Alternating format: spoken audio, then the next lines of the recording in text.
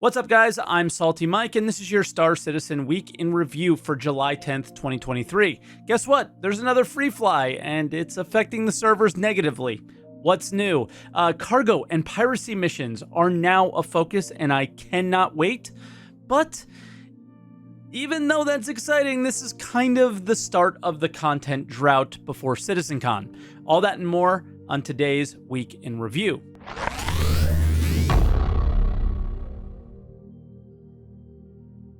And as always, if this is your first week in review, this is where I take all of the official Star Citizen news each week, put it into one video, and share some of my opinions about it. I also live stream on Twitch, twitch.tv/SaltEMike, every day but Monday, so I can get this video out to you guys starting at 6:30 a.m. Eastern Time. But we do have a little bit to get through this week, and we're going to start out with a little bit of what's going on in 3.20.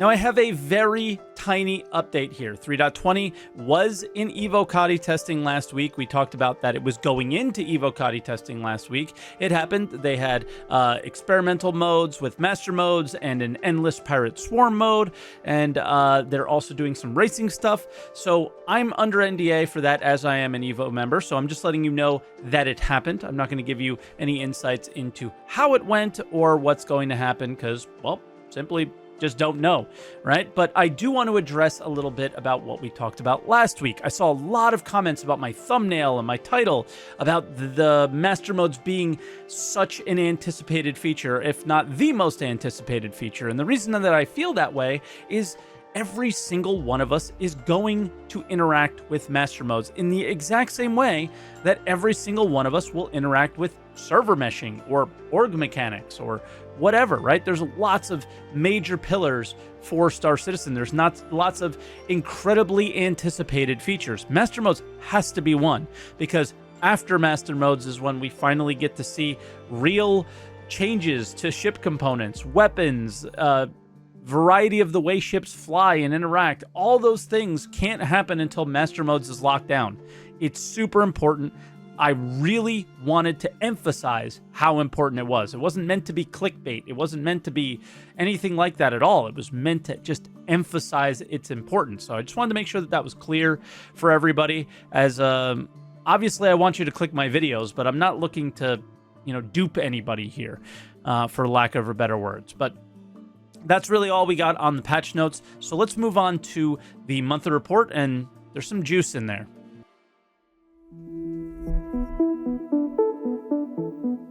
Now, we're not going to start out with anything juicy because we're going to start out with animation. And similar to AI stuff, there's just not a lot of things to share because we don't really get to see a lot of the work that's going on here because it seems to be more Squadron 42 related or whatever. So for animation, they're still working on boids. And what boids are like little flocks of birds or schools of fish.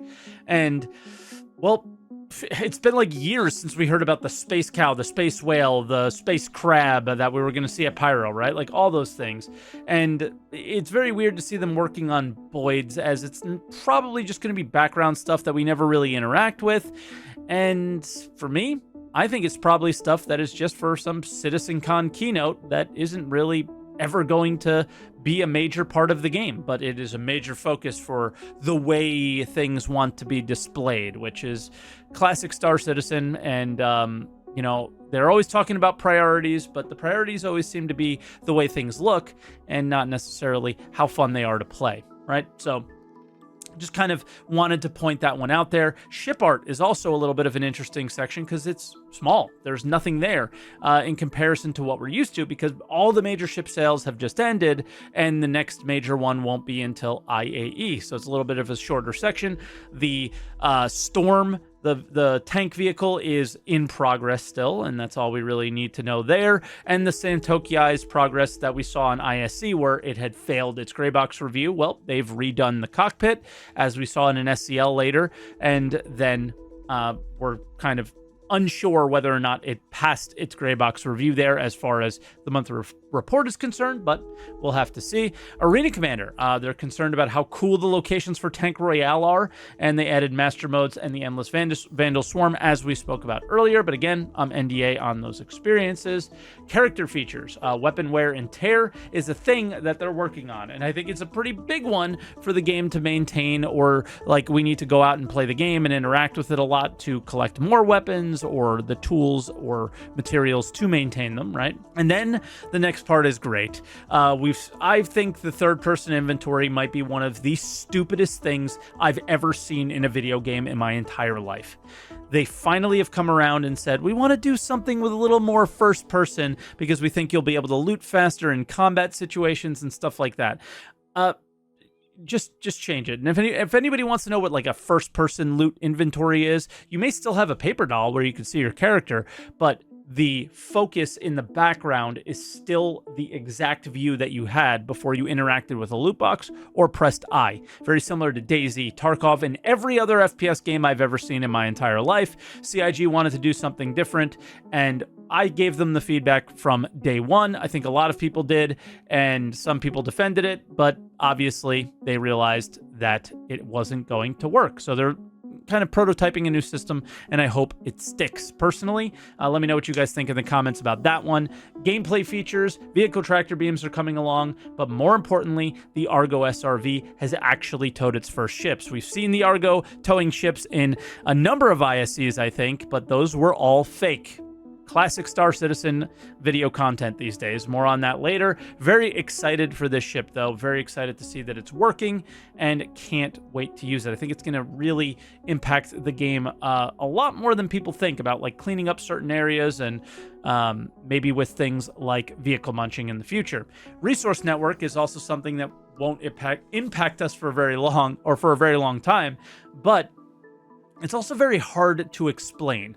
So essentially things like fuel, power, maybe even ammo or life support are all resources in a ship, and how we interact with those resources is basically the resource network system. It is hard at work, and they're happy with where it is so far. But again, I don't think we're going to really see a major update on this until CitizenCon. So feel free to wait for that, and we're just probably going to see little text updates like we have here. For mission features, they're working on cargo missions and piracy missions related to cargo as well, and a new dynamic event to replace Ninetales Lockdown altogether. And honestly, good riddance. I thought that was the worst dynamic event as far as gameplay and fun went, and looking forward to seeing what they do with that. Reputation is also being thought about, not actually implemented into the game. They've done the design document for it, and essentially what it is like, if you do something good for a Crusader Industries or Crusader Security, they're going to like you, and it will show in game. If they like you, the Ninetales may not. If you do something good for the Ninetales, then Crusader Security might not like you. It is a little bit difficult to read because they said orgs in the game, and that could have meant player-run orgs and reputation between my org and some other one, right? But I confirmed with Elliot Maltby, who actually worked on this feature, that that is not the case. It is player NPC orgs like Crusader Security, like Ninetales, and the like. They also did ledge grabbing stuff, so anybody who has a cutlass will appreciate this change. You're going to be able to jump and grab a ledge now, so good system there. And then the last thing is systemic services and tools, and I felt like calling this out because they're cleaning up tech debt around the generic instance manager, or GIM, and that is one of the tools that determines what server we get into when we're logging into one, and why. When a server crashes, what server do we end up back in? Things like that. For me, the reason I'm calling this out is because it seems like these are the first little steps they're going to need to take to get to matchmaking and for us to choose a server that we want to join regularly, right? So very important there. And the rest of the stuff, most of this was like Pyro-related things, and I think Pyro is going to be a major focus of CitizenCon, and I don't know how I feel about that. I feel like it's the fourth year in a row that Pyro has been a major focus, and there's no variety, nothing new, stagnated progress in terms of the direction of the game, and even though so much has been done by the developers to improve what we have in the Stanton system, the constant focus on Pyro is just both concerning on the amount of time it's taken and just generally unexciting for me. I've never been less excited for a CitizenCon, even though it's going to be 2 days filled with probably a lot of cool discussion topics and things related to Star Citizen in general. But the whole idea of it really feels like the keynote's just going to be another pyro thing, and I am just over it at this point. So let me know down in the comments what you guys think about that. And it's just nothing new is really being, getting my juices flowing about the game. It's nothing crazy and exciting. And that's really all I got. So let's check out video updates.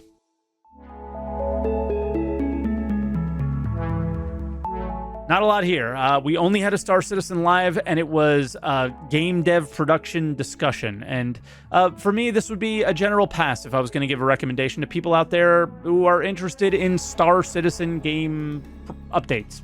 This was another one of those game development shows. And if I was going to give any feedback, and I did give a heavy amount of feedback in my React, 40 minutes of it, you guys can check that out if you want. But in general, I think Star Citizen titled videos should be about Star Citizen and not about game development. And I'll just kind of leave it there. I think these videos are informative and are good for somebody, but your Star Citizen YouTube channel is for Star Citizen, and I think that that's what it should be for. If you want to make separate videos on it, that's probably fine, but Star Citizen Live and Inside Star Citizen should be Star Citizen focused. And that's just how I feel about it, right?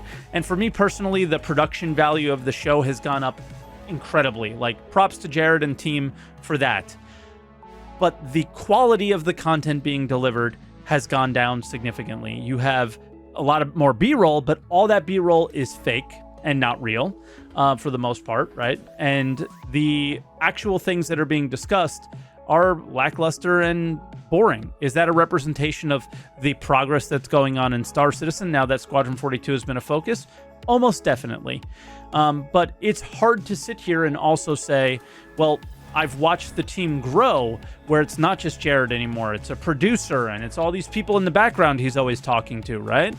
And they cost money. And it's really hard to say that, well, okay, well, the production value has gone up, but the quality of the content has gone down.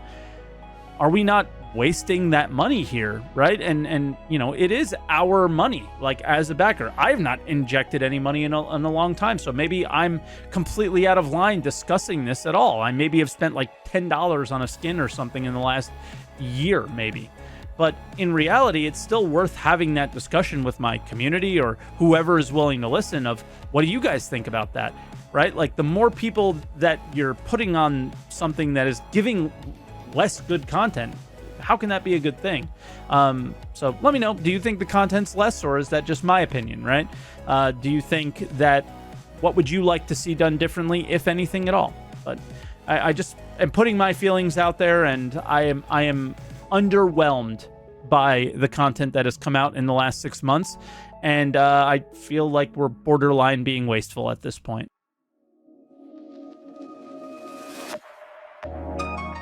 And then finally, for other updates, sneak peeks. There's, I don't know what to say about this one. It is an armor piece that we already have in the game. It appears to be a material update that they talked about in a sprint report a while ago. And honestly, I can't tell the difference from this armor to the armor that's currently in game right now. Maybe it's shinier. I don't even know. So they always talk about priorities. And for me, it would make sense for this to be a priority if the armor is now more performant and the game runs better with these new materials or something. But in terms of the way it looks, I can't even tell the difference. So why are we wasting time on this would be, what I would say is, if I can't tell the difference, what's the point, right? Unless, of course, it's a performant thing. Now, on to the Free Fly. The Foundation Festival is here, and in case you don't know what it is a Free Fly focused on veteran players, essentially teaching new players how to play the game. And what that really means is how to work around the bugs, right? So, and the other thing about this is that Foundation Festival actually really is veterans playing with veterans to just earn the skins. But what I will say is somebody is benefiting out there. Some new player is hearing about the guide system, and guides are actively working with the guy, with these new players and teaching them something. Maybe it's not as many as, maybe there's an overwhelming majority of people just trying to get the rewards, but if somebody's getting helped, this system's great, and I don't think we should knock on it. I think it's great. The rewards are skins, but then there's also some new ones, which are like armor and backpacks and multi-tools and weapons, all items. And I'm going to make a dedicated video on this soon. I've been scripting it over the last couple days, and yeah, just get subscribed for that, because I don't think this is the right way to do things. And then they also did an org spotlight, which are like orgs that are maybe new player friendly or something. And then there's also a referral reward, which is an STV, the green one, that is just like a buggy vehicle that doesn't really do anything special. But if you refer somebody or one of your friends, or they refer you, you both get this. Now, are you guys really good friends if you're referring them to Star Citizen at this point? Probably not, but you do get these rewards, so feel free to go ahead and try and get them, I guess. And then there's subscriber rewards, which are also sort of kind of weird and underwhelming for some people. I think they're pretty cool, though. It's the mugs. So the Stormwall mug is for $10 subscribers, the Star Kitten one's for $20, and the Big Benny one is purchasable on the store. And then the last thing would be the Hammerhead is your subscriber ship for the month. So if you've noticed a subscriber ship, or if you noticed a Hammerhead in your hangar, it's your subscriber ship. So that's really all I got this week. Thank you so much for watching, as always. A bit of a doom and gloom episode, but it's not really about that, right? It's, you know, I kind of wanted to point out that things are happening. Cargo missions, piracy missions, reputation, right? There's a lot happening with at least the mission team and others, but the way we're being shared through other avenues, or the lack of content that we will see, is not representative of that. So it's meant to have a little bit more of a positive outlook at the end. But in general, it's going to be a rough ride here as far as Star Citizen content creation for myself goes, but as well for Jared, right, in terms of ISC and SCL. So I do kind of feel for him there, but I can't deny the fact that things have started to feel stale. So as always, guys, thank you so much. Leave a comment down below, like the video if you liked it, dislike it if you disliked it, and subscribe for more weeks in review. And I will catch you guys next week. Thank you so much for watching.